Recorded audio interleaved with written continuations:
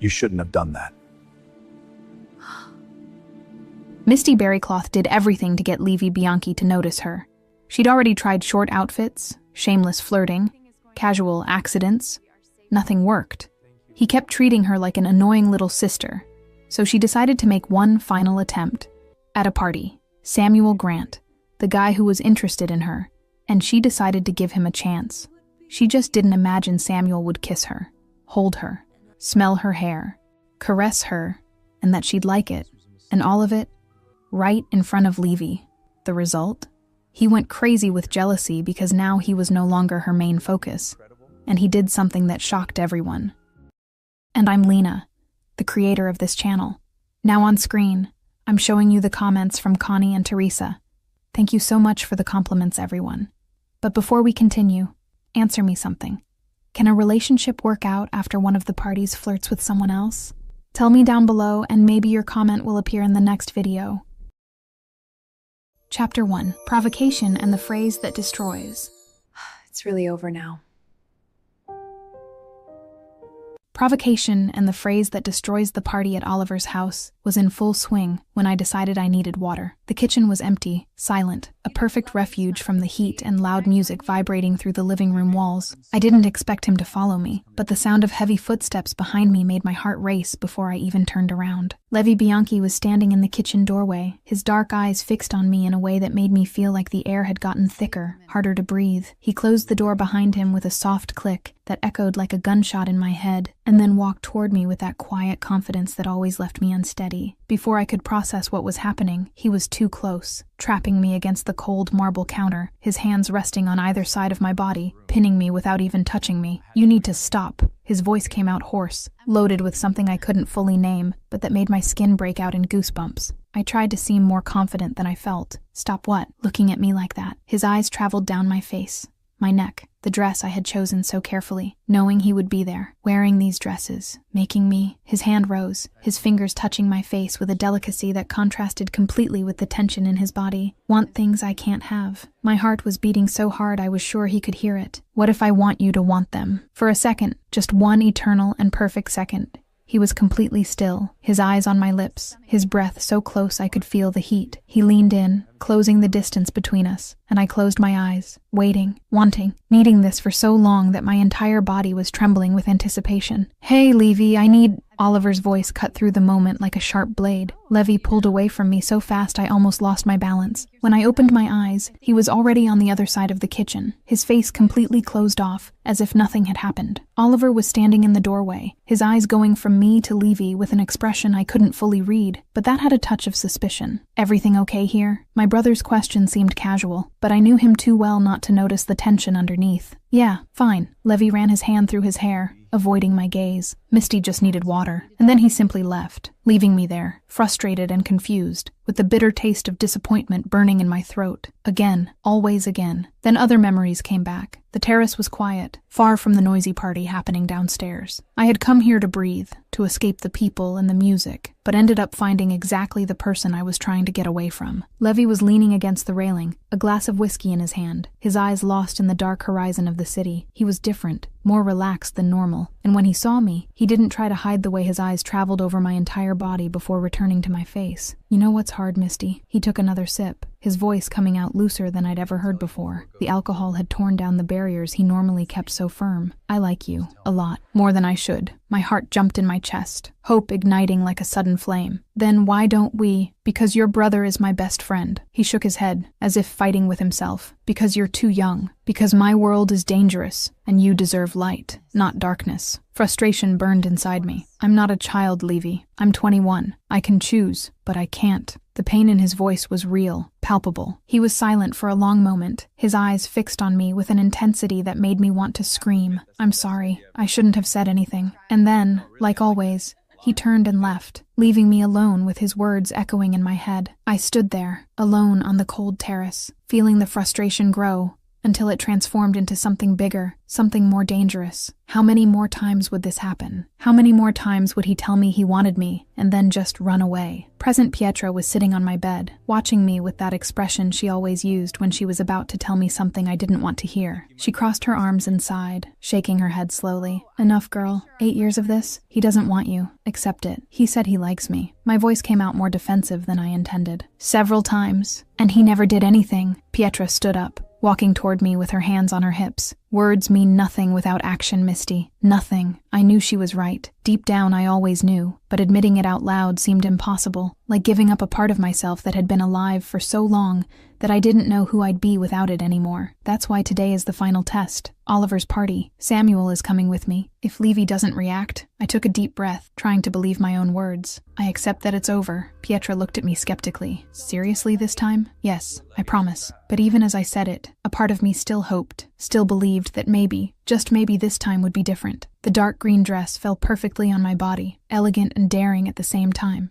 Samuel was by my side when we entered Oliver's house, his hand gentle on my back, guiding me through the crowd of people. I wasn't looking for Levy, but my body found him anyway, as if there were an invisible magnet pulling me in his direction. He was near the bar, talking to someone, but when his eyes met mine, I saw the way his entire body tensed, how his jaw locked, how the drink in his hand stopped halfway to his mouth. Oliver appeared at our side, hugging me before greeting Samuel. Then he approached Levy, and even from a distance, I could see the silent conversation they were having through looks and subtle expressions. She brought Samuel. Oliver's voice was low, but I managed to hear. I see. Levy's response was dry, too controlled. Doesn't it bother you? Why would it? She's your sister, my friend. She can go out with whoever she wants. I felt a pang of something bitter in my chest. My friend. Was that how he saw me? After everything? The music was soft, perfect for dancing, and Samuel pulled me to the center of the room with a kind smile. He wasn't invasive, wasn't possessive. He was just present. His hands were respectful on my waist,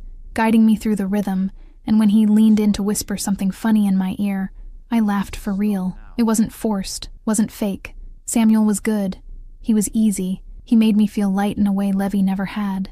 But I could still feel the weight of Levy's gaze on me, burning across the room, even without looking directly at him. It was as if my entire body was tuned into his presence, into the tension radiating from him in almost visible waves. Oliver was beside Levy now, saying something I couldn't hear, but from my brother's expression, he was confronting Levy about something. Are you going to stand there watching or do something? Oliver's voice was provocative, but there was a seriousness underneath it. Do what? She's with him, happy apparently, and it bothers you. No, liar, but fine. Keep pretending. I pretended I wasn't paying attention, that I was completely focused on Samuel, but every word exchanged between them entered my ears like small needles, reminding me of everything I was trying to forget. The party had slowed down, and I had gone out looking for Oliver, needing a moment away from Samuel, away from Levy, away from everything. That's when I heard the voices coming from my brother's office, the door ajar letting pieces of conversation escape. I should have kept walking, should have respected their privacy, but when I heard my name, my feet stopped on their own. So, Misty and Samuel. Official, apparently. Oliver's voice sounded casual, but I knew my brother too well not to notice the provocation underneath. Good for her. Levy's response came accompanied by the sound of a glass being placed on the table too hard. Is it? Because you've been a mess since you saw them together. I haven't. Levy, I've known you for 15 years. You're completely wrecked. Over her. There was a tense silence, and then Levy's voice exploded in a way I'd rarely heard. And what do you want me to do? She's your sister. You always told me not to touch her. And besides, the silence that followed was heavy, loaded with something unspoken. Besides what? I moved closer to the door, my heart beating so hard I was afraid they could hear it. Levy's voice came out low, tired, and each word was like a blade cutting through my chest. Oliver, Misty will never stop being the annoying brat I met when she was 12. I tried, man. I tried to see her differently, as a woman, but it's impossible. It would be like betraying the family. She's your sister. She'll always be just that to me. Deep down, we have nothing in common. The world stopped. Annoying brat. Impossible to see her as a woman. She'll always be just that. Deep down, we have nothing in common. My hand covered my mouth, muffling the sound that threatened to escape.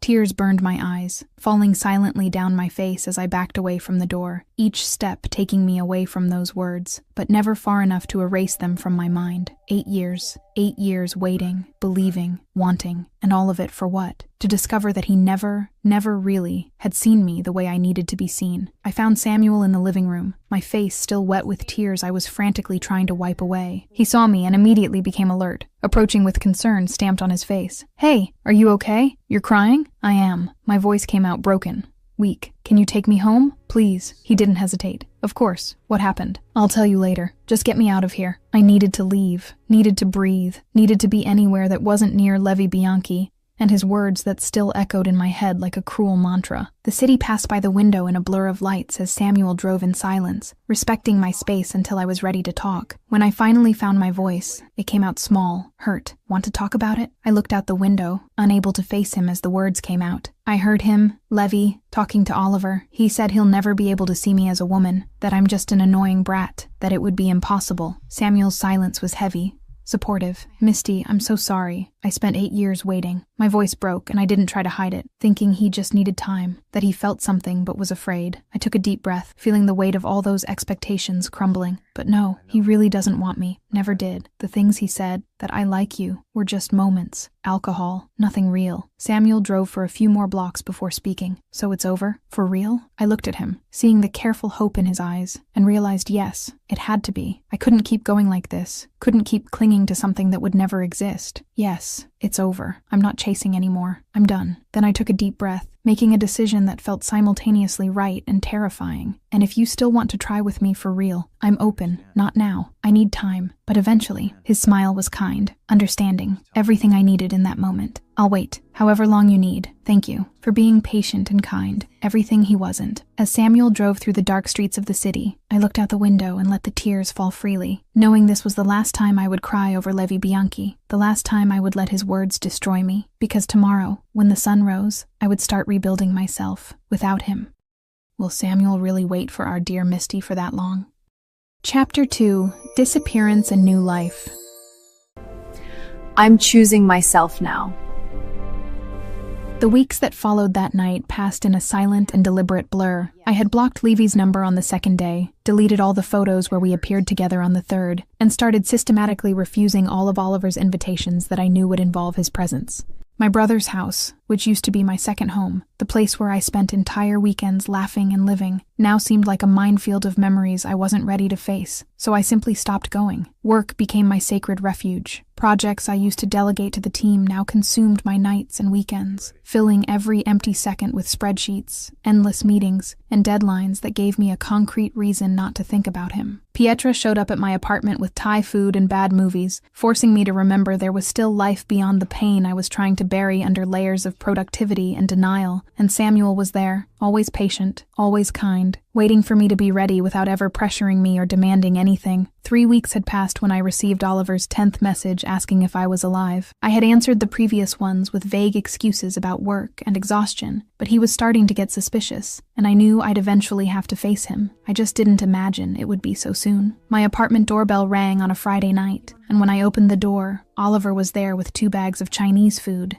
and a determined expression I knew too well. It was the same face he made as a kid when he decided we were going to do something, no matter how much I resisted. "Hey, stranger." He walked in without waiting for an invitation, placing the bags on the kitchen table with a familiarity that made me feel guilty for avoiding him. 3 weeks without showing up, without calling, barely answering messages. "Are you going to tell me what happened, or do I have to guess?" I closed the door, leaning against it for a moment before following him to the kitchen. "I already told you. Work. I have several projects and—" "Lie." He cut me off, opening the food containers without looking at me. "You're avoiding me, and by extension, avoiding my house. Avoiding the parties. Avoiding—" He finally looked at me. "Avoiding Levy." Just hearing the name, my stomach tightened in that painful and familiar way. I grabbed a plate to have something to do with my hands. "I'm not avoiding anyone, Misty." His voice became softer, more serious. "I'm your brother. I've known when you're lying since you were 5 and swore it wasn't you who broke Mom's vase." He served food on my plate, then on his. "What happened at that party? You ran out with Samuel, and since then you've disappeared off the map." I sat at the table, pushing the rice from one side to the other with my fork, not really eating. For a long moment I considered telling everything, letting the words come out and sharing this weight with someone. But then I remembered Levy's voice saying those terrible things, the way my heart had shattered on the cold floor of that hallway, and I realized some wounds were too deep to be exposed. I'm just moving on, with my life. The answer came out more defensive than I intended. Oliver studied me in silence, that penetrating look that always managed to see through my defenses. With Samuel? Maybe, yes. I lifted my chin, defiant. Would that be a problem? No. He shook his head, but there was something in his eyes I couldn't fully identify. I just want to make sure it's what you really want. I don't want you doing this just to forget someone else. The irony was so sharp it almost made me laugh. You don't need to worry about me, Ollie. I know what I'm doing. But even as the words came out, I wasn't sure if they were true. That same night, on the other side of town, in an apartment much larger and infinitely emptier than mine, Levy was pouring his third glass of whiskey when Oliver finally arrived. They had arranged to meet to discuss business, but Levy knew this wasn't a purely professional visit. There had been tension in the air since Oliver walked in, a coldness that didn't normally exist between them. Where's Misty? I haven't seen her in weeks. Levy tried to sound casual, but even he could hear the poorly disguised desperation in his own voice. Oliver poured himself whiskey, taking a long sip before answering. She's busy. Work. Life. You know how it is. Is she okay? The question came out before Levy could control himself. Oliver looked at him over his glass, and there was something cold in that look. Something Levy had never seen directed at him before. Why do you care? You made it pretty clear she's just an annoying brat to you. Levy froze, the glass stopping halfway to his mouth. The blood seemed to freeze in his veins as he processed the words. How did you— I never— She heard, idiot. Oliver placed his glass on the table hard enough to make the liquid overflow. Everything you said. Every poisonous word about how it's impossible to see her as a woman, about how she'll always be just the annoying little sister, about how you have nothing in common. His voice was loaded with contained anger, disappointment, something that looked a lot like betrayal. She was on the other side of that door, and heard you destroy 8 years of hope in less than a minute. Panic came fast and violent, closing Levy's throat in a way he wasn't prepared to deal with. He stood up from the chair so fast it almost toppled over. No, Oliver, I didn't mean that. I was lying to myself, trying to convince myself of something that isn't true. But she doesn't know that, does she? Oliver also stood up, facing his best friend with an expression that mixed anger and something very much like pity. She only knows that the man she loved for 8 years will never see her as a woman. That to you, she's just an annoying brat who'll never be good enough. That's not true. Levy ran his hands through his hair, desperation transforming his voice into something almost unrecognizable. Oliver, I need to talk to her. I need to explain that. She doesn't want to talk to you. Oliver interrupted him,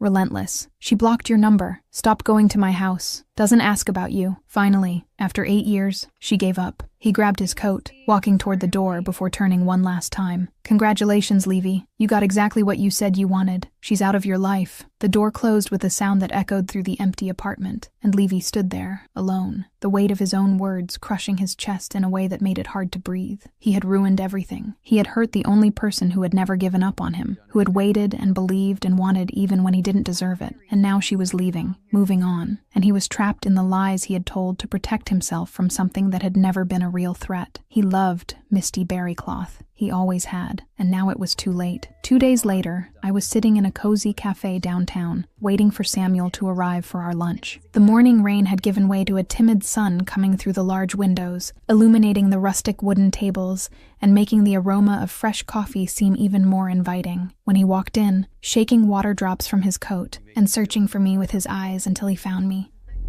something in my chest relaxed in an unexpected way. He sat across from me with that easy smile that never had hidden ulterior motives, ordering a cappuccino from the waitress before giving me his full attention. You look different today. Different how? I grabbed my teacup, using it as a shield while I studied him over the rim. Lighter. He tilted his head, and there was genuine curiosity in his eyes, not judgment. Like a weight came off your shoulders, or at least got a little lighter. I laughed, but there was no real humor in the sound. I'm trying to move on, you know? It was hard, still is sometimes, but I decided I can't live my whole life waiting for someone who doesn't want me. His hand crossed the table slowly, giving me time to pull back if I wanted, but I didn't want to. His fingers touched mine gently, warm, comforting in a way that didn't demand anything beyond what I was ready to give. And how are you? Really? No filters? Honesty seemed like the only fair thing to offer someone who had been so patient with me. Some days are harder than others. I wake up in the middle of the night and for a second I forget it's over, that it never really started. I took a deep breath, feeling the familiar tightness in my chest that still came in waves. but each day gets a little easier, and you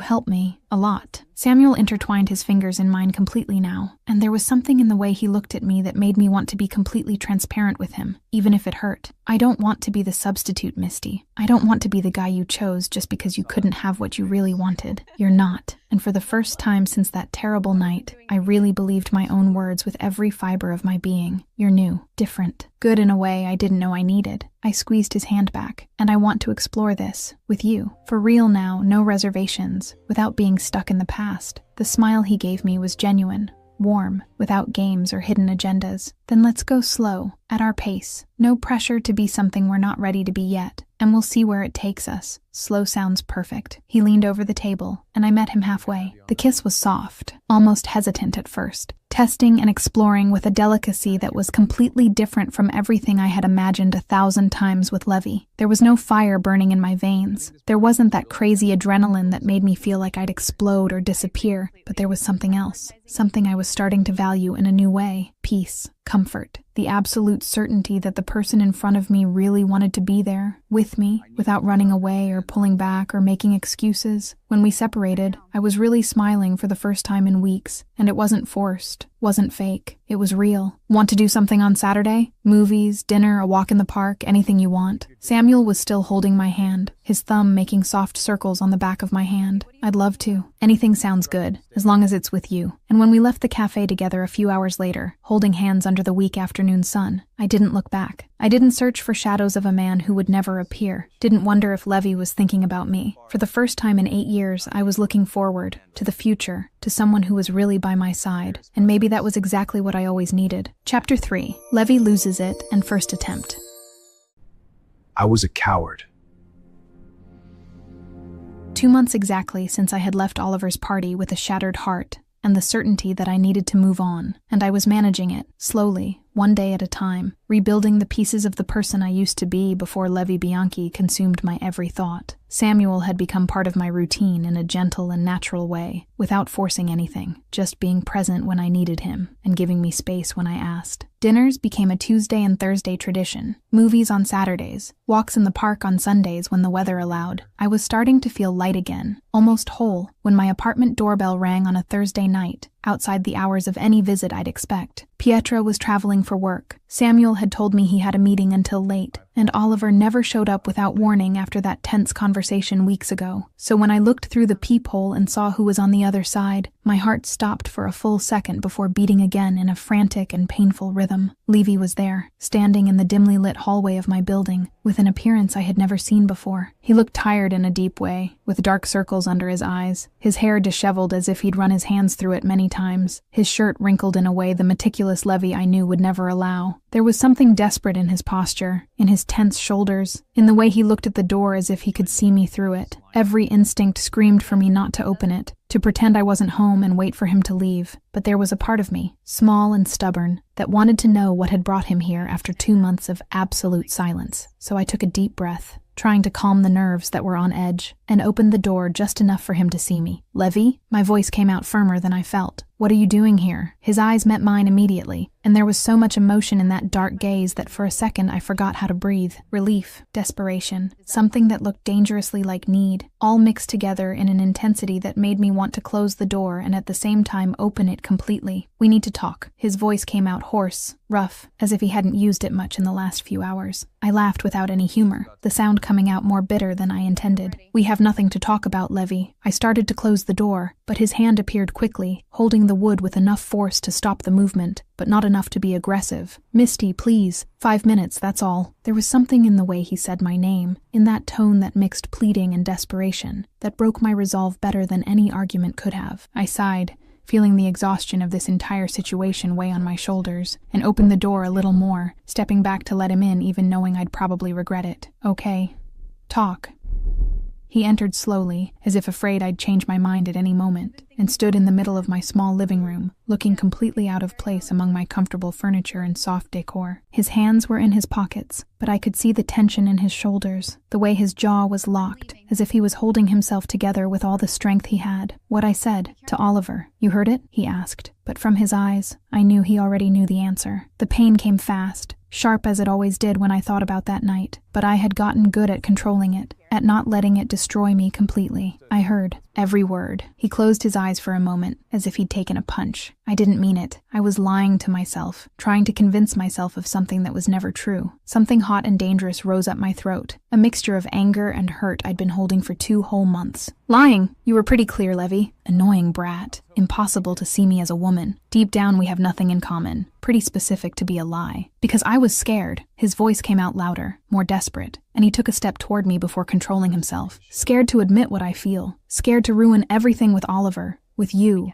With the only good and pure thing that exists in my messed up life. I laughed, but there was nothing funny about that sound. It was dry, hurt, loaded with 8 years of frustration and disappointment. 8 years, Levy. You had 8 whole years to admit anything you felt, to do something, anything besides leaving me waiting and confused. I crossed my arms, using them as a physical barrier between us, and you never did. Always pulled back, always found a new excuse. So, I believe what you said that night. You don't want me, and that's okay. I accepted it. I moved on. With Samuel, the way he practically spat the name made something twist in my stomach. You barely know him. I've known him for months, and he treats me well. My voice became firmer, stronger, fueled by a righteous anger I didn't know I was carrying. He doesn't leave me waiting, doesn't confuse me with pretty words followed by silence. He wants to be with me. No excuses, no games, no pulling back every time things get real. Levy took another step toward me, and I could see frustration and desperation fighting on his face. But you don't love him? The truth of those words hit me like it always did, but I had learned to live with it. No, not yet. I kept my eyes fixed on his, refusing to look away,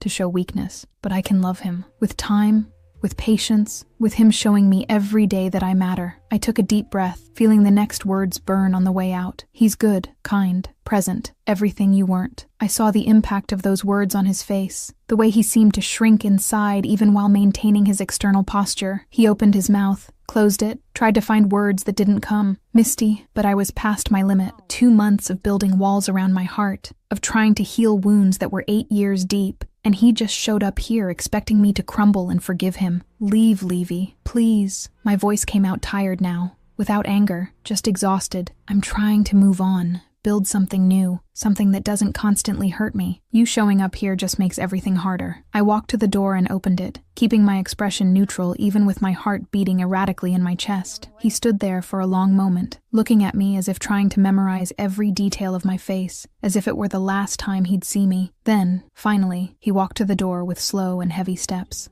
When he passed me, he stopped for a second, so close I could feel his warmth, the familiar smell of his cologne mixed with whiskey and desperation. I'm sorry, for everything. His voice came out low, broken in a way I'd never heard before, but I didn't respond. I just waited for him to leave, and then closed the door softly, pressing my forehead against the cold wood, while listening to his footsteps fade down the hallway. Only when the sound of the elevator indicated he was completely gone did I let my body slide to the floor, hugging my knees to my chest while breathing deeply, trying to control the storm of emotions that threatened to swallow me. On the other side of the door, in the now empty hallway, Levy was standing in front of the elevator with his hand still on the call button, completely motionless. The conversation had gone exactly as Oliver had warned it would, and still he wasn't prepared for the pain he felt now, for the way each of her words had cut deeper than anything he'd ever faced in his dangerous years of life. She was right. About everything. He'd had 8 years, and had wasted every second with fear and indecision, and now she was moving on with someone who really deserved her, someone who wasn't afraid to show he wanted her. And Levy was on the outside, alone, destroyed by the weight of his own choices. The elevator arrived with a soft sound, the doors opening to reveal the empty and well-lit space. But Levy didn't get in. He stood there, looking at her apartment door as if willpower could make it open again, could make her change her mind, and give him one more chance he definitely didn't deserve. But the door remained closed, and eventually Levy entered the elevator, pressing the ground floor button harder than necessary. As he descended, he leaned his head against the cold metal wall, closing his eyes and trying not to think about the way Misty had looked at him, with that mixture of pain and determination that said more clearly than words that she had really given up. For the first time in his life, Levy Bianchi didn't have a plan, didn't have control, had no idea how to fix something he himself had broken so completely, and the feeling was absolutely terrifying. Now it might be too late for Levy to regret it, right? But there are still other twists to come in this story. Chapter 4. Samuel confronts Levy. Fight for her properly. I will.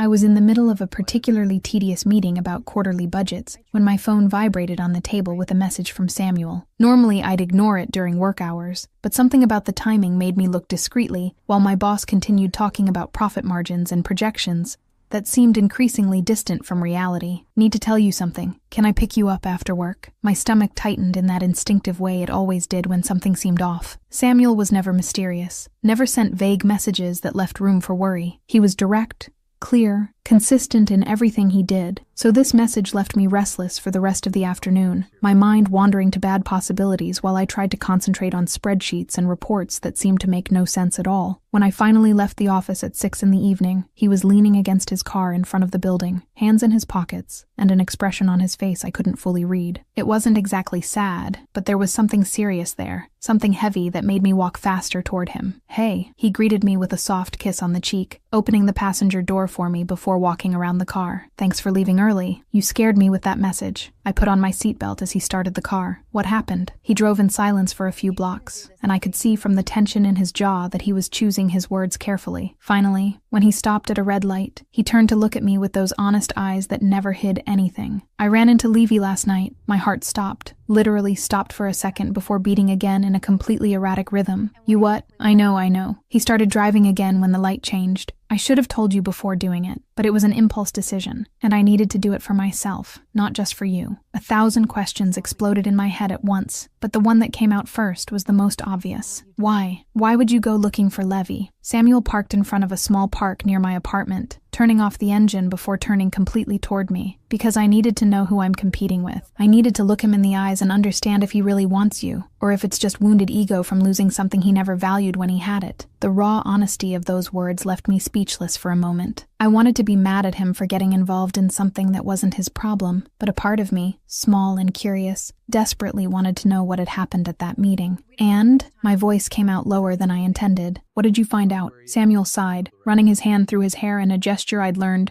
meant he was processing something complicated. "Can I tell you exactly how it went? I won't filter anything, but I need you to hear everything before reacting." I nodded, my heart beating so hard I was sure he could hear it. So Samuel began to tell me, and as his words painted the scene, I could see everything unfolding in my mind like a movie I hadn't asked to watch but couldn't stop. The bar was one of those discreet places men like Levy frequented when they wanted to be alone with their thoughts, and a bottle of expensive whiskey. Samuel had found out where he'd be through Oliver, who apparently was as tired of watching his best friend destroy himself as I was of dealing with this whole situation. Levy was sitting in the darkest corner of the place, a half-empty glass in front of him, and the bottle within arm's reach, his eyes lost on some undefined point ahead. Samuel approached without announcing his presence, simply pulling the stool next to him and sitting down with the calm confidence of someone who had nothing to fear. Levy raised his eyes slowly, and from what Samuel told me, it took a few seconds for recognition to appear, followed immediately by tension. "Samuel." Levy's voice had come out neutral, too controlled to be natural. "What do you want?" "To talk. About Misty." Samuel had ordered a glass of water from the bartender, completely ignoring the tension emanating from the man beside him. Levy had gone rigid, his fingers gripping the glass hard enough to make his knuckles white. "I have nothing to say about her to you, but I do." Samuel had turned to face him directly, without hostility, but also without backing down. "Look, I know you're in love with her, always have been, and I know you're the idiot who took 8 years to realize what he had." He had paused, letting the words sink in. "But I didn't come to fight. I came to tell you something you need to hear." Levy hadn't responded, just waited with that barely contained impatience that was characteristic of him. "She's trying to move on with me." Samuel had kept his voice firm, honest, and I really like her. I'm going to treat her well, give her what she deserves, what she always deserved but never had. The provocation had been subtle but effective. Levy had turned completely on the stool, and Samuel told me that for the first time he saw up close that dangerous intensity that made him the boss he was. "You think you deserve her? More than you." Samuel hadn't hesitated. "Yes, because I'm here, present, not running, not making excuses, not saying one thing and doing something completely different." I could imagine how those words had hit Levy, could visualize the pain and anger fighting on his face. Samuel continued telling me, his voice soft but firm as he reconstructed each moment. But I also know she still thinks about you. Not always, not like before, but sometimes. Samuel had admitted this with an honesty that must have cost him dearly. And I know I'm competing with 8 years of history, with a first love that marked her in ways it'll take me time to fully understand. Levy had leaned forward, and Samuel told me he saw hope ignite in those dark eyes. She thinks about me? Yes, but less every day. The answer had been kind but relentless. Because I'm replacing you. Slowly,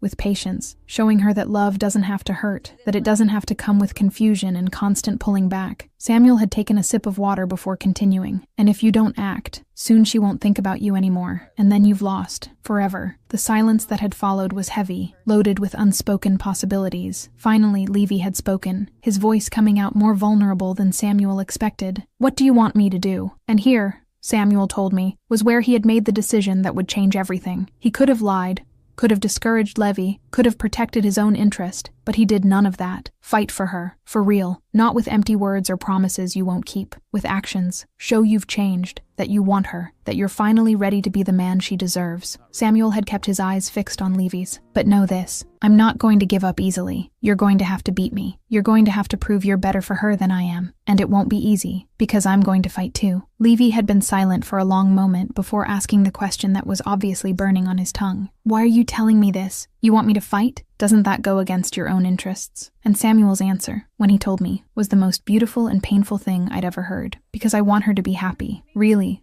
deeply happy. And if that happiness is you, I accept it. I hate it, but I accept it. He had stood up then, putting money on the counter to pay for the water. But you have to deserve it, Levy. You have to prove it. Because if you hurt her again, I'll be there. And next time, you won't get another chance. When Samuel finished telling me, we were still sitting in the parked car, and I was looking at him with tears in my eyes that I hadn't even noticed had started falling. He reached out, wiping a tear with his thumb, that gentle touch that had become so familiar. "Are you mad at me?" he asked, and there was real vulnerability in his voice. I shook my head, unable to speak for a moment. When I finally found my voice, it came out broken with emotion. "How can you be so incredibly good? Because you deserve kindness, Misty. You deserve someone who puts your happiness above their own ego." He held my face with both hands. "Even if that means helping another guy win you. This is crazy." I laughed through the tears. "Completely insane." "Maybe," he smiled, but there was a sadness in his eyes that broke me a little. "But it's true. I want you. A lot. But I want you to be happy more. And if I have to compete honestly to have that chance, then so be it." I pulled him into a tight hug, hiding my face in his shoulder while processing everything he had told me. Levy was going to fight, for real this time, and Samuel wasn't going to give up either, and I was in the middle, having to eventually make a choice that seemed impossible. Because a part of me, that part that had loved Levy for 8 years, still wanted to believe he could change. But the other part, the one that was starting to heal, the one that was learning what it was like to be treated well, didn't know if I could risk it again. "What do I do?" I whispered against his shoulder. "You don't do anything yet." Samuel kissed the top of my head. "You let us fight. Let us show who we really are. And when you're ready, you choose who makes you happiest, who deserves you most, who you really want." And as we sat there in the car, embraced and silent, I knew my life was about to get much more complicated, because a determined Levy Bianchi was a force of nature, and Samuel Grant in love was unshakable. And me, I was in the middle of a storm I had helped create.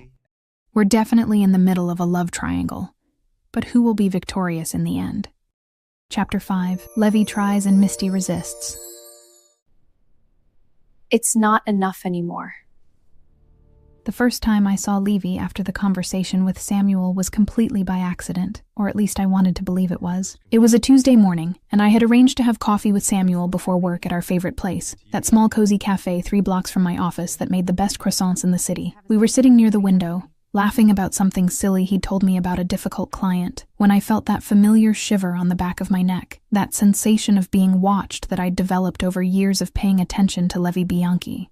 I raised my eyes instinctively and saw him standing on the other side of the street, hands in the pockets of his dark coat, his gaze fixed directly on me through the glass. Our eyes met for a second that seemed to stretch infinitely, and I saw the way he looked at Samuel beside me, at our intertwined hands on the table, at the smile still on my face. Then, before I could fully process what was happening, he simply turned and left, disappearing among the people on the sidewalk as if he'd never been there. "You okay?" Samuel's voice brought me back, and when I looked at him, there was genuine concern in his eyes. "Yeah, just thought I saw someone I knew." The lie came out easily, but from the way Samuel squeezed my hand, I knew he didn't completely believe it. The next day, flowers arrived at my office. They weren't cliché red roses or a generic supermarket bouquet. They were white lilies, my favorites. The ones I had mentioned just once years ago in a casual conversation I didn't even think Levy had paid attention to. The card was simple, just 3 words in handwriting I recognized as his. I'm sorry, please. My assistant placed the vase on my desk with a conspiratorial smile, clearly thinking they were from Samuel, and that there was romance in the air. But when I picked up the card and saw the handwriting, my stomach twisted in a complicated way I didn't want to analyze too deeply. I looked at the flowers for a long moment, feeling the temptation to keep them, to accept this small gesture as a step in the right direction. But then I remembered the words he had said, the way he had hurt me, and I knew I couldn't give in that easily. I picked up the vase and asked my assistant to return it to the florist with a simple message. Recipient refused. I saw the confusion on her face, but she didn't question it, just took the flowers and left. And I went back to work, trying to ignore the tightness in my chest that came whenever I thought about Levy receiving the news that I had returned his gesture.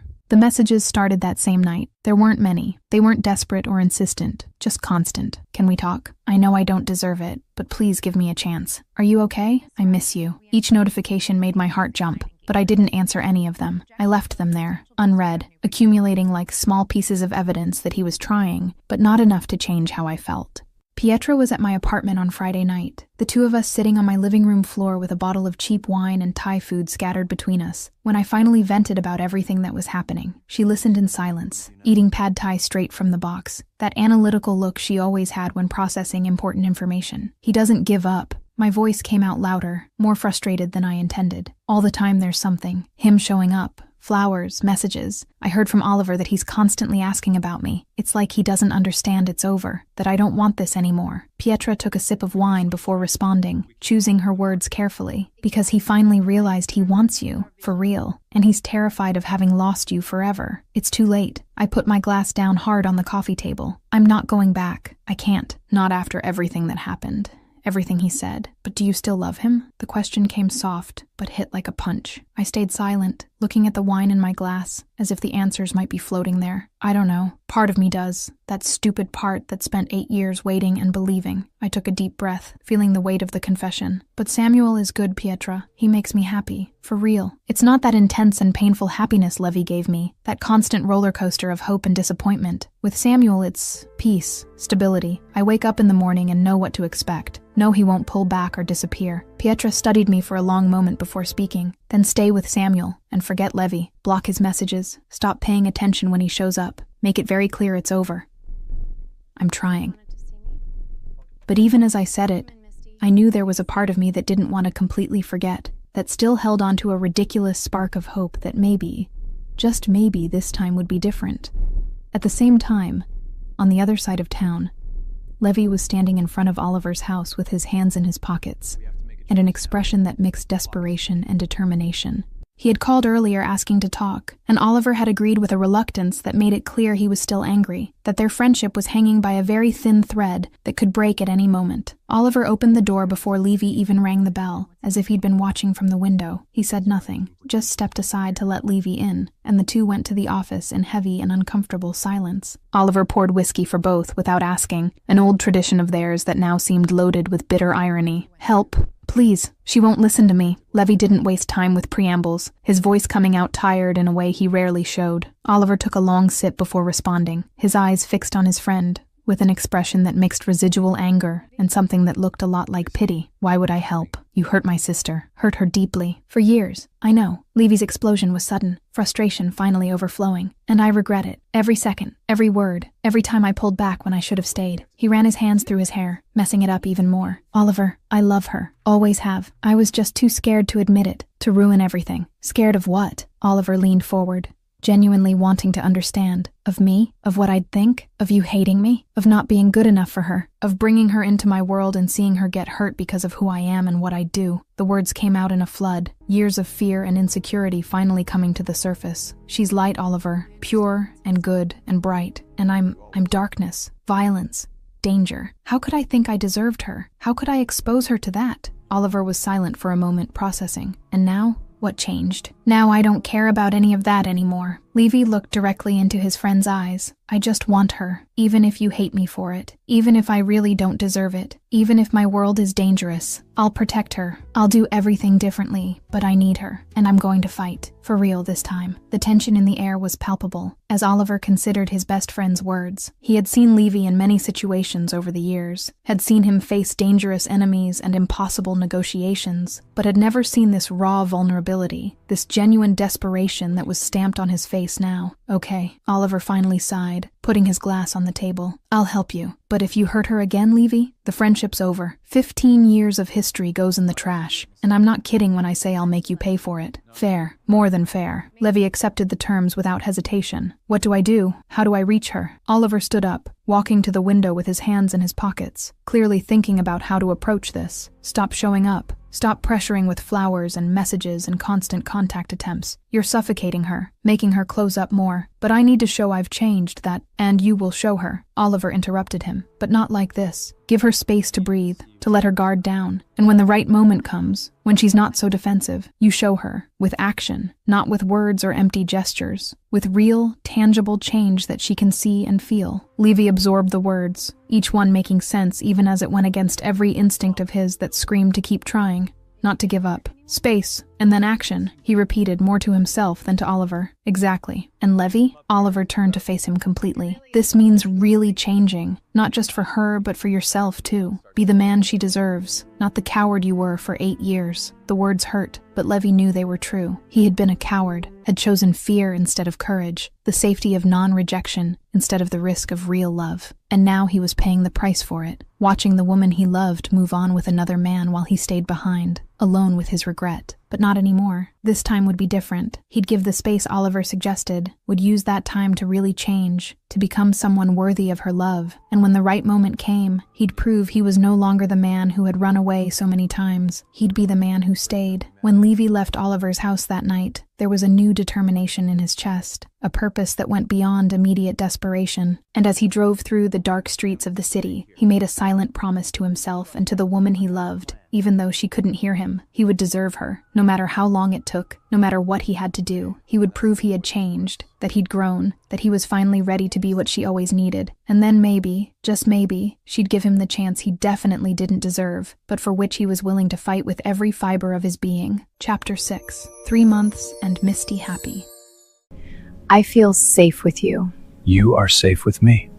3 months had passed since that devastating night at Oliver's party, and it was strange how time had this ability to soften even the deepest wounds when you really allowed yourself to heal. It wasn't that the pain had completely disappeared. It wasn't that I had forgotten everything that happened or erased 8 years of history with a simple snap of my fingers. But it was different now, more distant, like a scar that was still there, but didn't hurt anymore when you touched it. Samuel had become an official part of my life in a way that felt simultaneously natural and surprising. There was no dramatic moment where we decided to date, no deep conversation about labels and expectations.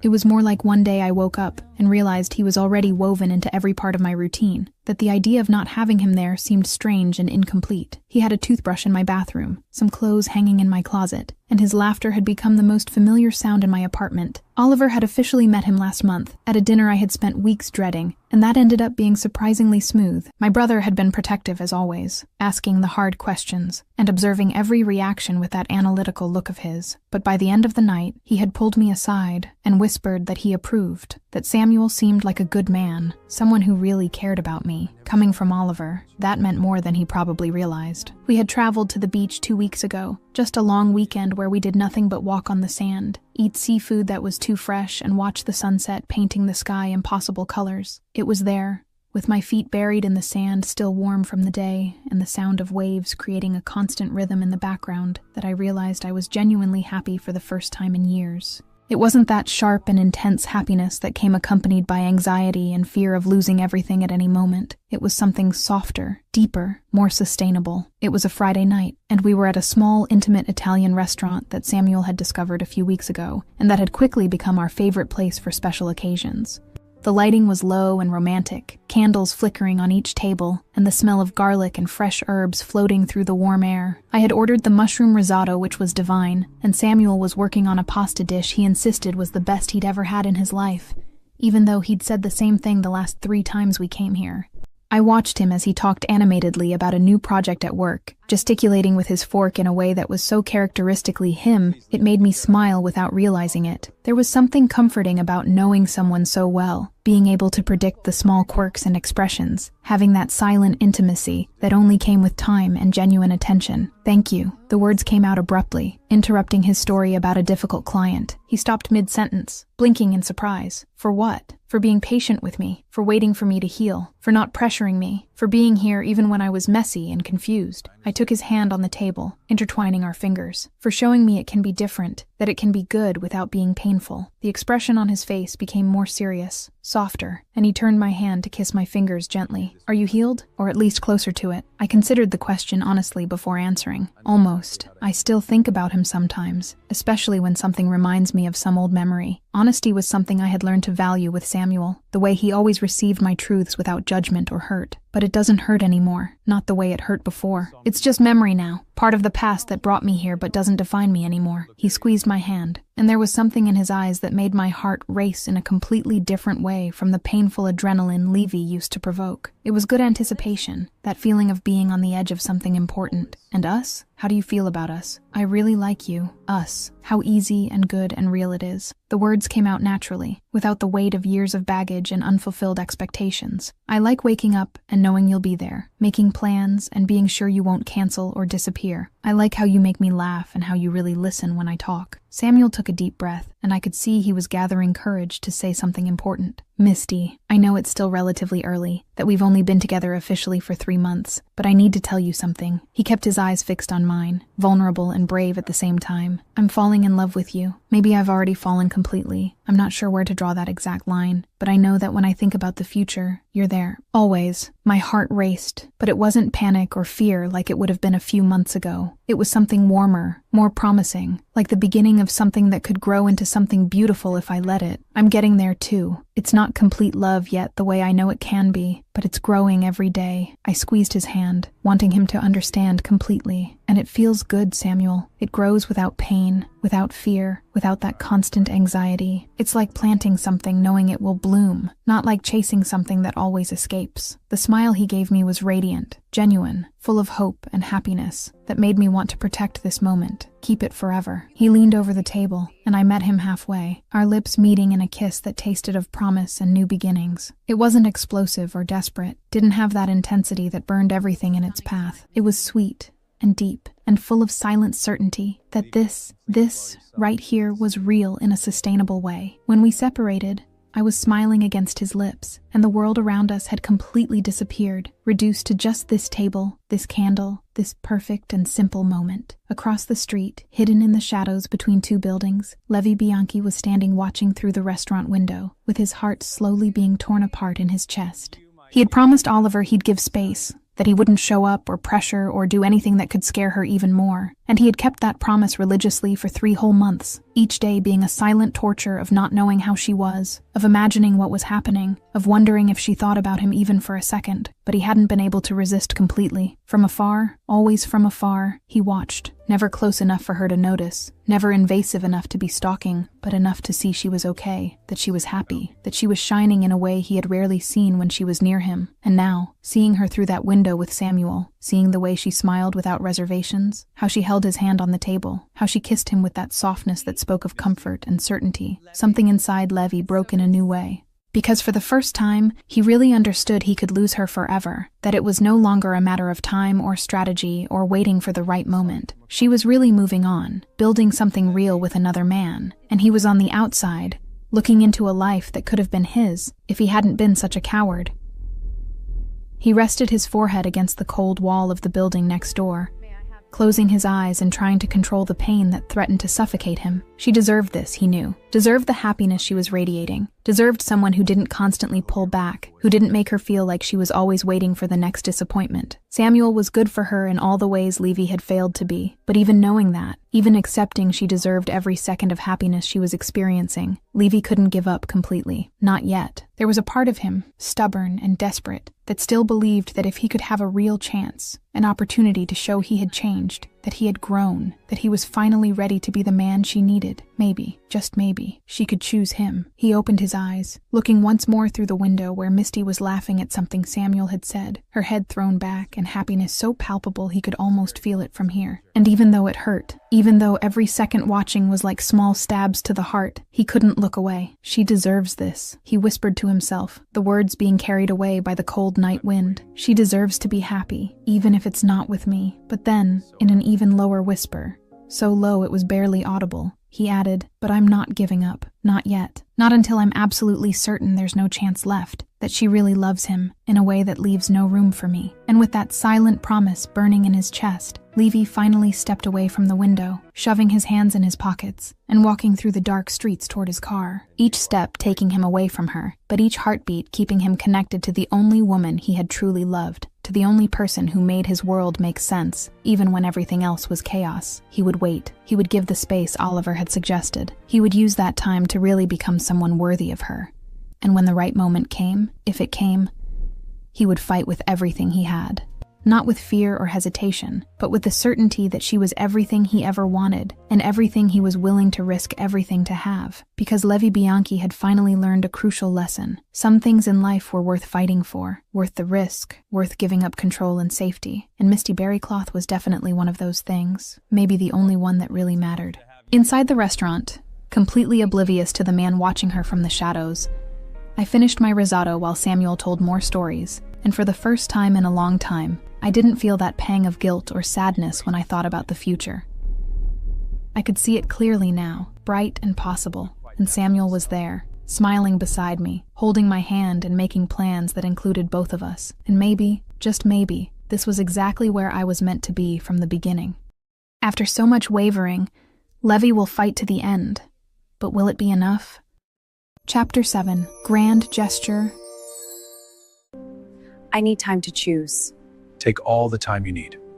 And confrontation. My 25th birthday arrived on a sunny Friday that seemed to have been specially ordered for the occasion. Oliver had insisted on throwing a party at his house. Nothing too big or extravagant, just close and important people who were part of my life. I had resisted at first, still carrying that residual hesitation about being in places that had so many memories of Levi. But my brother had been insistent in a way that made it clear he wouldn't accept no as an answer. The house was beautiful when I arrived, decorated with soft lights and white flowers that Oliver knew I loved. Music playing at perfect volume that allowed conversations without having to shout. Pietra had arrived before me and was already running things like she always did, making sure everything was perfect and exactly how I'd like it. Samuel was by my side, his hand warm and comforting on my back as we greeted people, and there was something deeply satisfying about having him there with me, introducing him to friends and colleagues as my boyfriend without hesitation or doubt. The hours passed in a pleasant blur of conversations, laughter, delicious food, and wine that flowed freely. I had just cut the cake, surrounded by people singing happy birthday off-key and enthusiastically, when I realized I was genuinely happy in a complete and uncomplicated way. There was no pang of sadness or feeling that something was missing. It was all there, everything I needed, everything that mattered.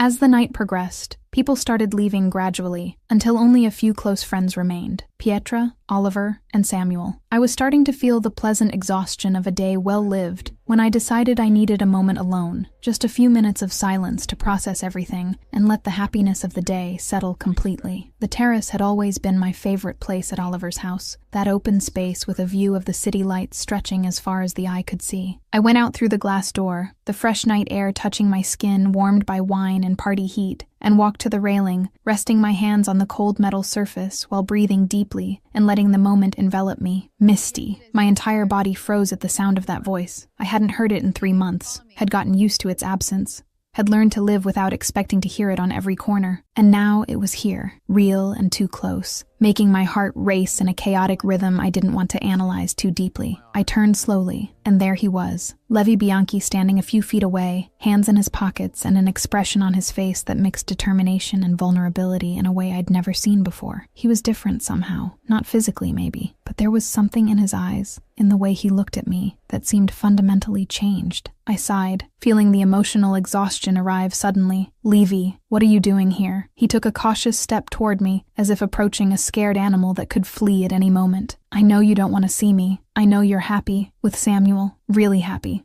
I can see that. His voice came out softer than I expected. And I'm glad you're happy. Truly. You deserve that more than anyone I know. I crossed my arms over my chest, creating a physical barrier between us. Then why are you here? If you really were happy about my happiness, you'd leave me alone. Because before you move on completely, before it's too late and there's no going back, I need to tell the truth. All of it. Without fear, without excuses, without hiding behind lies I tell myself. He stopped, and I could see the way his hands trembled slightly in his pockets, the only external sign of the nervousness he must be feeling. I love you, Misty. I always have. Since you were 18 and I was 24. Since that party where you wore that blue dress and I thought for the first time, shit, she's not a kid anymore. My heart was beating so hard I was sure he could hear it. Tears started burning my eyes, but I fought against them, refusing to let them fall. Levy, don't do this. Let me finish. Please, just this once. He waited until I made a minimal gesture of agreement before continuing. I was a coward for 8 whole years. I pretended I didn't feel what I felt, pulled back every time I almost gave in, made up excuses and reasons and fears that seemed valid, but deep down were just ways to protect myself. His voice broke slightly. And what I said to Oliver, those terrible words you heard, they were the biggest lie I ever told, because I see you, as a woman, as the most beautiful, strong, and incredible woman I've ever met. And that terrified me, because if I admitted it, everything would change and I didn't know if I was ready to deal with that. The tears finally started falling, silent and hot down my face. And you preferred to hurt me than to risk. Preferred to destroy me than face your own fears. Yes, the admission came without hesitation. Raw and honest. And it was the worst mistake of my life. The mistake I'll carry forever, no matter what happens after this. He took another step, now close enough for me to see every detail of his face, every emotion passing through his dark eyes. But now I'm not afraid anymore. I want you, I love you, and I'm going to fight for you. Even if you choose him, even if you hate me, even if it's too late. I'll show you every day that I've changed, that I'm finally ready to be the man you always deserved. It's too late, Levy. My voice came out broken, soaked with tears and years of accumulated pain. I'm with Samuel. I like him. He treats me well, makes me happy without all this pain and confusion. He's present. He doesn't run. He doesn't leave me waiting and wondering if I'm good enough. I know. And he's a good man. Better than I deserved to be all those years. Levy moved even closer, and now I could feel his warmth, that magnetic attraction that always existed between us, vibrating in the air between our bodies. But do you love him? Really? The way you loved me all those years? The silence stretched as I struggled with the honest answer. Finally, because lying had never been my style, I whispered, no, not yet, but I can love him with time. He's showing me that. Then give me a chance. Before you fall completely in love with him, before there's no room left for anything but what you have. His voice was loaded with desperate urgency. Let me show you I can make you happy too, without pain, without games, without pulling back. That I've learned, that I've changed, that I finally understood what I lost and what I want to get back. I ran my hands over my face, wiping the tears that kept falling. I don't know if I can, Levy. I don't know if I can trust you again. Risk my heart one more time with someone who's already broken it so many times. Then don't trust. Don't risk everything at once. He extended his hand, stopping a few inches from touching my face, waiting for permission I didn't give. Just let me try. Let me compete with him for your heart, fairly, honestly. And you choose. Who makes you happiest? Who deserves you most? Who you really want? That's not fair to Samuel. The words came out weak, without real conviction. It's not, Levy agreed immediately. But it's also not fair to you to stay with him, without being absolutely certain, without knowing if we could have been more, if it could have worked if I'd been brave from the beginning. She's right. It's not fair to me. We both turned sharply toward the terrace door, where Samuel was standing with a calm but serious expression on his face. My stomach dropped, panic and guilt exploding in my chest, as I realized he had heard everything, every word of this impossible conversation. Samuel, I started, but he gently raised his hand, asking me to stop. He walked toward us with measured steps, stopping beside me but keeping enough distance not to be invasive. His eyes went from me to Levy and back, and there was a maturity in that look that made me love him a little more and feel worse at the same time. I heard, and as much as it hurts to admit, he's right. Samuel looked directly into my eyes. You deserve to know, deserve to be absolutely certain of what you want, of who you choose. I don't want you with me if there are doubts, if part of you keeps wondering, what if? That's not fair to either of us. You two are completely impossible. More tears fell now, a chaotic mixture of frustration, love, fear, and a dozen other emotions I couldn't name. Levy looked at Samuel with something that looked a lot like respect We both love you, and we want your happiness above everything, even our own desires. Even if that happiness isn't with me, even if it's not with me, Samuel echoed, and there was sadness in his eyes, but also a quiet strength that spoke to the man he was. I looked between the two of them, these two completely different men who were offering me something that seemed simultaneously impossible and necessary. Finally, I took a deep breath, trying to find some sanity in the middle of this emotional chaos. Okay. My voice came out firmer than I felt. I'll think about it. Alone. Without pressure from either of you. Without seeing you or talking to you. I looked at both of them, making sure they understood. Give me 2 weeks, 14 days to process everything, to understand what I really want, to be sure of whatever decision I make, and after that, I choose. And whatever that choice is, you both have to accept and respect it. Deal, Levy said immediately. Deal. Samuel agreed right after. And there, on the terrace lit only by the city lights below, with tears still drying on my face, and my heart torn between past and present, between what was and what could be, I made a silent promise that in 2 weeks, I would have an answer, a final choice that would change the course of everything. I just had no idea what that choice would be. And now, who do you think will win her heart? Samuel or Levy? Who do you prefer to win? Chapter 8. 2 weeks and choice. I choose you.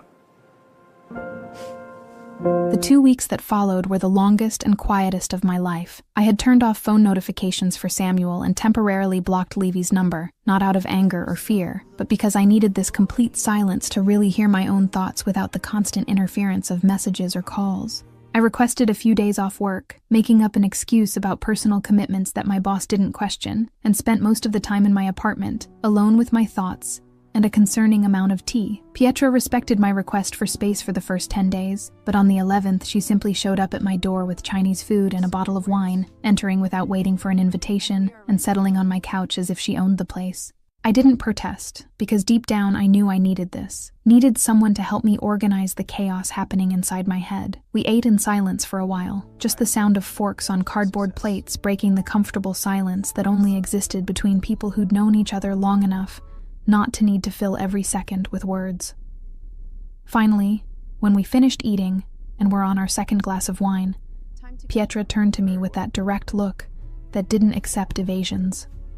Who do you want, Misty? Really, without thinking about who you should want, or what makes more sense, or what hurts less. Just look inside your heart and tell me who's there. I was silent for a long moment, swirling the wine in my glass and watching the red liquid reflect the soft light of the room. I don't know. I know, but I don't want to know, if that makes any sense. I sighed, trying to find the right words. Samuel gives me peace, security, happiness without all that pain and constant anxiety. With him, I know what to expect. I don't lie awake in the middle of the night wondering if he's going to disappear or pull back, or decide I'm not good enough. It's comfortable and good and real. But Pietra knew me too well not to notice there was a giant but hanging at the end of that sentence. But Levy is... I closed my eyes, feeling the familiar tightness in my chest that came whenever I thought about him. He's intense. Always has been. He makes me feel too much. Too strongly, sometimes even painfully. But when he said he loves me on that terrace, when he looked at me that way, my heart recognized it. Like finally, after 8 years, I'd heard the words I'd been waiting for all along. Pietra took a sip of wine, studying me with that analytical expression of hers. So you still love him? It wasn't a question, but I answered anyway. Yes, I love him. Always have, even when I tried to stop.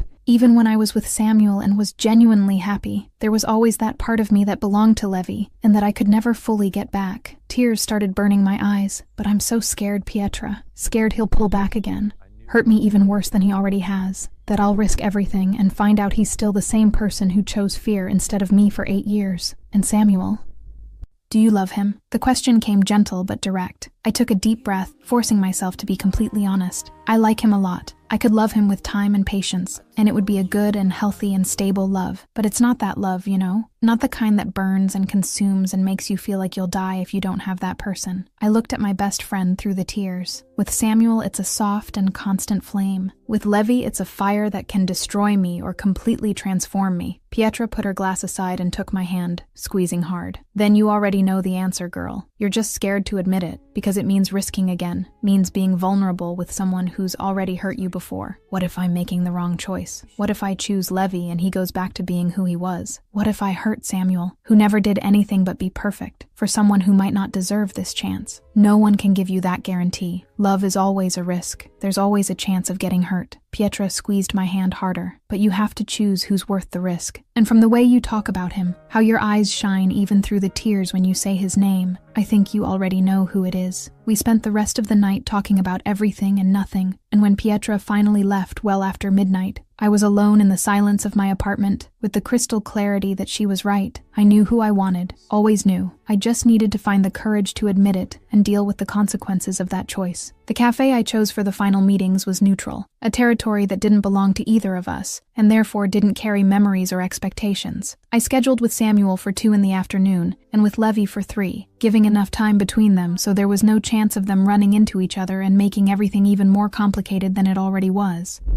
Samuel arrived exactly on time, as always, and when our eyes met through the glass before he entered, I saw he already knew. There was a gentle resignation on his face, an acceptance that spoke to the mature and understanding man he was. He sat across from me, ordering coffee from the waitress before turning completely to me with those honest eyes that never hid anything. I took a deep breath, feeling the words weigh on my tongue. Samuel, you're amazing. Kind, patient, present in all the ways that matter. You made me happy when I was completely broken, helped me heal wounds that were 8 years deep, showed me that love can be good and simple and without constant pain. My voice trembled slightly, and I'm eternally grateful for every second we spent together, for every laugh and conversation and moment of peace you gave me. He took my hand on the table, a gentle and comforting touch that was so characteristic of him. But I still love Levy, always have, even when I tried with all my strength to love you the same way. The tears started falling, and I didn't try to stop them. And it's not fair to you. You deserve someone who loves you completely, without reservations, without parts of their heart belonging to someone else. You deserve to be someone's first choice, not the safe comfort when the first option didn't work out. Samuel was silent for a moment, his thumb making soft circles on the back of my hand. When he spoke, there was sadness in his eyes, but also a deep understanding that made me love him even more, even as I let him go. I understand, and thank you for being honest, for not dragging me into something where your heart isn't completely present. He smiled, but it was a sad smile. He's very lucky that you chose him even after everything. And you're going to find someone who chooses you first, always. Someone who sees how special you are and never has doubts. I squeezed his hand back, wanting him to feel the sincerity of my words. He stood up, walking around the table to kiss my forehead gently and finally, take care of yourself. And if he screws up again, if he's not the man he promised to be, you know where to find me. I'll still be here. Thank you for everything, for being exactly what I needed when I needed it most. And then he was gone, leaving the cafe with firm steps and head held high, and I sat there alone with tears running down my face and a huge weight lifting from my shoulders. The first part was done. Now came the hardest part. 30 minutes passed in an anxious eternity. I had dried the tears, redone my makeup in the cafe bathroom, ordered another tea that went cold without me touching it. Every second that passed made my heart beat faster, my breathing become harder, my determination waver a little more. And then the cafe door opened and Levi Bianchi walked in, and everything else simply disappeared. He saw me immediately, and the way his eyes lit up even through the obvious tension and nervousness made something tighten in my chest. He walked to my table with steps that tried to seem confident, but carried a hesitation I rarely saw in him, sitting in the chair Samuel had occupied half an hour before, with a caution that spoke to how much this conversation meant to him. So, the word came out hoarse, loaded with hope and fear in equal measures. Sit. I indicated the chair even though he was already sitting, needing something to do with my hands that were trembling slightly. He obeyed in silence, those dark eyes fixed on me with an intensity that made it hard to maintain eye contact, but impossible to look away. The air between us was loaded with 8 years of history, of frustrated hopes, and lost chances and possibilities that were finally within reach. I spent 2 weeks thinking about you, about Samuel, about what I really want and need from my life. I kept my voice firm, even with my heart beating so hard I was sure he could hear it. And I chose. I saw the way he stopped breathing completely, how his fingers closed hard on the chair arms, how every muscle in his body tensed waiting for my next word. Who? You. I choose you, Levy. The words came out soft but firm, and seeing the way his face transformed, how relief and joy and something that looked a lot like tears appeared in his eyes, made my own heart expand in my chest. But there are conditions. He almost laughed, that sound that was half cry,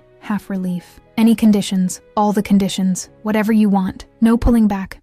Never again. If you get scared, if doubts come up, if something frightens you, you talk to me. You don't run. Don't disappear. Don't make excuses or lie to yourself. I kept my eyes fixed on his. You stay and face it even when it's hard. I promise. No pulling back. No running. His voice was thick with emotion. And no excuses. Oliver, you talk to him. Explain for real. Face whatever problems come from that like adults. Your dangerous world, we deal with it together. You don't push me away trying to protect me. You let me in and we face everything side by side. Together. Always together. He agreed immediately. I took a deep breath before saying the final part. The most important. And Levy, if you hurt me again, if you pull back or run or go back to being who you were, I'm not coming back. This is the last chance, the only one. You understand that? He leaned forward, taking my hands on the table with a firmness that contrasted with the vulnerability in his eyes. I understand, and I swear, by everything that matters, that I won't hurt you. Never again. I'll spend the rest of my life proving I deserve this chance you're giving me. I love you, Levi Bianchi, for 8 endless years, through every disappointment and every frustrated hope, and every moment I tried to stop but couldn't. I always loved you, even when it hurt too much to admit. Tears were falling freely down his face now, and it was the first time I'd seen Levy cry, the first time I'd seen all that carefully constructed armor crumble completely. I love you too, always have, even when I was too much of a coward to admit it, and I'll love you for the rest of my life, Misty Berrycloth. That's a promise. Can I kiss you? Finally, without pulling back, without excuses, without fear. His voice came out almost as a whisper, loaded with an anticipation that echoed exactly what I was feeling. I laughed through the tears, feeling happiness expand in my chest in a way I hadn't felt in years. Yes, kiss me. And then he leaned over the table, one hand going to my face, as his lips met mine in a kiss that had 8 years of waiting compressed into every second. It wasn't gentle or soft, like the kisses with Samuel. It was intense, desperate, full of promises and regrets and love that had been stored for too long. It was everything I had imagined 1,000 times and even more. It was confirmation that yes, it was worth the wait, worth the risk, worth choosing the fire instead of the soft flame. When we finally separated, both breathing heavily and with tears still wetting our faces, the world around us slowly came back into existence. People in the cafe who had probably watched the whole scene, the sound of coffee machines and low conversations, reality returning after being suspended for those perfect moments. But none of that mattered, because finally, after 8 years of waiting and pain and almost destroyed hopes, Levi Bianchi was mine, and I was his, and everything that came after we would face together. Chapter 9. New Beginning. Forever starts now. 6 months had passed since that kiss in the cafe that changed everything, and it was surprising how life could be completely transformed in so little time when you finally stopped fighting what your heart wanted and simply allowed yourself to live. The apartment Levi and I now shared was bigger than my old one, located in a quieter neighborhood of the city, with huge windows that let in abundant light during the day and offered a spectacular view of the urban lights at night. It hadn't been a difficult decision to move here when he suggested it after 3 months together, because waking up next to him every day, knowing I didn't have to wait until the next date to see him, having the absolute certainty that he wouldn't disappear or pull back, was worth any change. And Levy had kept every promise he made in that cafe, every single one. In the first months, I still waited for the pullback, for the excuse, for the moment when fear would return, and he'd run like he always did. But that moment never came. When doubts or fears came up, and they did because real relationships aren't perfect, he talked to me, opened his mouth and said what he was feeling instead of disappearing into silence. When his work got too dangerous, and my first instinct was to step back so I wouldn't get in the way, he pulled me closer and said we'd face it together. And when Oliver finally had that long and necessary conversation with the two of them, Levi didn't run from the hard questions or the uncomfortable truths my brother had every right to demand. Oliver had taken time to fully accept it, and I couldn't blame him for that. Seeing his younger sister with his best friend, especially after all the complicated history we had, wasn't exactly the ideal scenario he had imagined. But Levy had been patient, had proven through consistent actions that he was no longer the man who had repeatedly hurt his sister, and eventually Oliver had given in. Not with explosive enthusiasm, but with genuine acceptance that came with a very clear warning that if Levy screwed up this time, the 15-year friendship would be permanently over. Levi had agreed without hesitation, because he understood that some things were worth any risk, and I was definitely one of them. Now, on a particularly clear Friday night, I was on the terrace of our apartment with a glass of wine in my hand, watching the stars that managed to shine through the city's light pollution. The air was fresh but not cold, perfect for being outside without needing a heavy coat. I heard the glass door slide behind me and felt his arms wrap around my waist before I even saw him, that familiar and comforting touch that had become my anchor in recent months. I leaned my head against his chest, feeling the steady rhythm of his heart beating against my back. He kissed the top of my head softly and slowly, that small gesture he did at least 10 times a day, and that never failed to make me feel completely loved and safe. Happy? The question came in a whisper against my hair. I smiled, turning slightly to look at him. More than I ever imagined possible. And you? More than I ever imagined I deserved. He turned me completely in his arms, his dark eyes meeting mine with that intensity that hadn't diminished one bit since the beginning. Every day with you feels unreal, it's so good. I wake up and for a second I think I'm still dreaming, that you still haven't forgiven me, that I'm still alone paying for my mistakes. But you're not. You're here,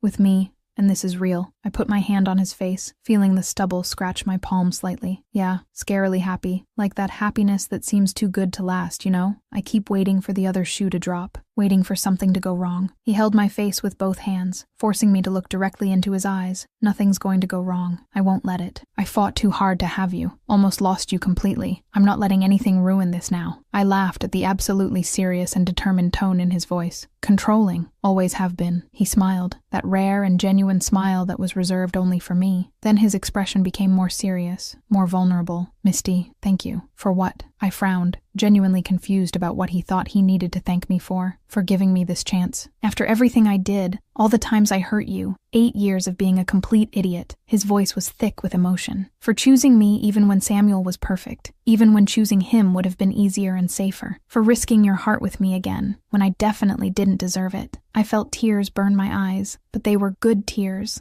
The kind that came from being so happy your body didn't know how to process all that emotion. He was good, really good and kind, and everything any rational person would choose. I ran my fingers through his hair, that intimate gesture that had become second nature. But you're mine, always have been, since that first time I saw you when I was 12, and you were my brother's older and mysterious friend. I just needed you to realize it too, for you to stop fighting it and finally accept it. And I realized, late, painfully late, but I realized. He pulled me closer, until there was no space between our bodies. And now, I'm not letting go. Never again. You're stuck with me forever, no matter what happens. Good, because I'm not letting go either. I stood on my tiptoes, closing the distance between us. The kiss was soft at first, sweet and full of silent promises, but quickly deepened into something more intense, more necessary. Even after 6 months together, even after hundreds of kisses, each one still had the power to make my heart race and my entire body ignite. There was something about the way he kissed me, as if each time was simultaneously the first and the last, as if he was trying to tell me through touch everything words could never fully express.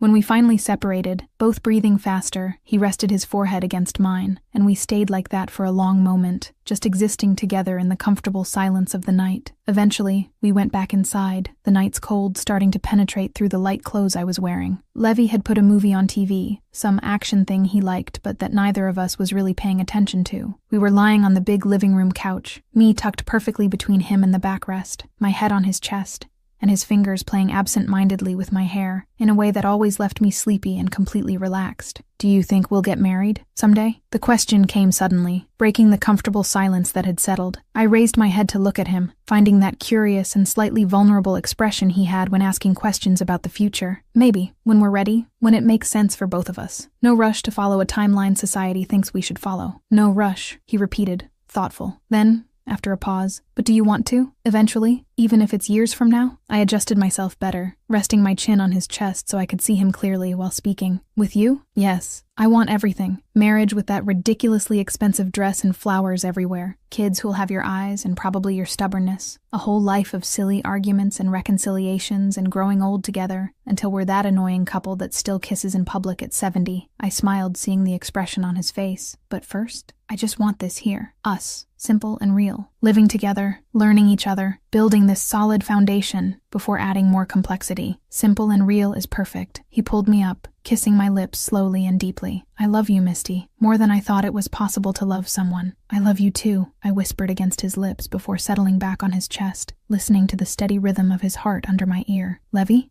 His hand continued the gentle movement in my hair. Thank you. For finally staying. For fighting when it was hard. For not giving up even when I was pushing you away. For choosing me every day even when it's complicated. I felt the way he tensed for a second, emotion going through him before his voice came out, hoarse and thick. Thank you for letting me. For not giving up completely on me when you had every right to do so. For giving me a chance I definitely didn't deserve after everything I did. You deserve it. Now you deserve it. I adjusted to look at him again, because you proved it. Not with empty words or promises you didn't keep. but with consistent actions every day for 6 months. You changed, Levy, for real, and I'll keep proving it, every day, for the rest of my life, no matter how many years that is. His voice was firm, loaded with absolute determination. You'll never have reason to doubt me again. I smiled, feeling that deep and complete happiness fill me until it overflowed. I know, I trust you, completely. We stayed like that for hours, embraced on the couch while the movie neither of us was watching played in the background, and the city outside continued its nightly dance of lights and sounds. We didn't need anything more than this, beyond this simple and deep intimacy, beyond the certainty that we had each other, and that this time it was forever. Eventually, when the movie ended and the screen returned to the initial menu in an infinite loop, Levy carried me to the bedroom despite my protests that I could walk perfectly fine on my own. He just laughed and said he liked carrying me, that it made him feel useful and chivalrous, and I gave in because deep down, I loved when he did that. Lying in bed, wrapped in soft sheets and comforting darkness, he pulled me close once more, my body fitting perfectly against his, as if we had been made exactly for this. His hand found mine in the dark, fingers intertwining in a gesture that had become our silent way of saying I love you when words seemed insufficient. Forever, he whispered in the dark, so low I almost didn't hear. I squeezed his hand, turning my face to kiss whatever part of him I could reach in the dark, which ended up being his shoulder, forever. And a sleep came for me slowly, wrapped in arms that finally held me without fear of letting go. I knew with absolute certainty that I had made the right choice. Not the easy choice or the safest one, but the right one. Because true love was never about ease or guarantees. It was always about finding that person who makes you want to be better, who challenges you and completes you, and makes you feel like you've finally come home. And Levi Bianchi, with all his flaws and overcome fears and love that was too intense, was exactly that for me. My home, my forever, my happily ever after, that had taken 8 painful years, but that finally was real. We had a whole life ahead of us. Adventures and challenges, fights and reconciliations, eventual marriage and maybe kids, intense love that would burn through every day and every year, everything we had waited for so long, and it was worth every second, every tear, every disappointment, every moment of pain that brought us here, because this right here, the two of us together finally without barriers or fears, was exactly where we always should have been. And now let's discover fun facts about this story. Levy had known Misty since she was 12, totaling 12 years of knowing each other, but only 8 years since she fell in love with him at 16. Samuel was the one who sought out Levy at the bar for the conversation, not the other way around. He took the initiative to create a fair competition. Misty blocked Levy's number, but never blocked Samuel's, showing that the pain with Levy was much greater than any hurt with Samuel. The flowers Levy sent were white lilies. Misty's favorites mentioned casually only once years before, proving he always paid attention, even while pretending he didn't. From Chapter 1 to Chapter 9, only 9 months total passed. 3 months Misty with Samuel Sal plus 2 weeks of decision plus 6 months with Levy. The terrace appears in 3 key moments of the story. In the painful flashback at age 21, in Levy's grand confession at the birthday, and in the happy final moment with Levy. Levy kept his promise to give space for exactly 3 months, but watched Misty from afar without her knowing, respecting the boundary, but unable to give up completely. And if you want to see another incredible story, click on the video that appears now on your screen.